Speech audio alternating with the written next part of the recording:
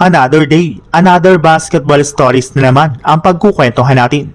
At ngayon nga ay pag-uusapan natin ang balitang hindi pa rin nga po makakapaglaro next season si Jimmy Butler at ang balitang paglipat ni Klay Thompson sa Los Angeles Lakers.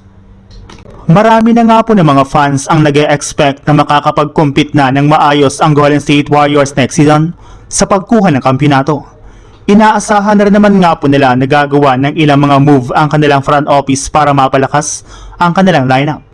Pero ayon nga po sa pinakahuling inilabas na balita, wala pa rin naman nga pong kasiguraduhan na makakaangat agad sila sa itaas ng standings ng West, since malaki nga po ang posibilidad na maging out of the season o hindi pa makakapaglaro next year ang kanilang superstar na si Jimmy Butler. Nagtamo pa lang naman nga po ito ng ACL injury kung saan kakailanganin nga po niyang makarecover ng at least isang taon bago po man siya makapaglaro at makabalik sa kanilang lineup. Kaya inaasahan nga po na hindi talaga siya makakapaglaro sa umpisa ng regular season. At kapag maaga na naman nga po silang bumagsak sa standings at nawala ng pag-asa na hindi makapasok sa playoffs, ay posible nga po na ituloy na nga po ng JSW ang pagiging out of the season nito katulad ng ginawa ng Dallas Mavericks kay Kyrie Irving.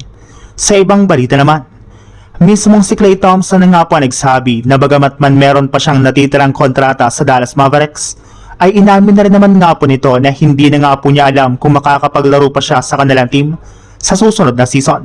Wala na rin naman nga po itong tiwala sa kasalukuyan nilang lineup at sa kanilang front office na makakabuo pa sila ng isang team na kakayaning makapag-compete sa titulo.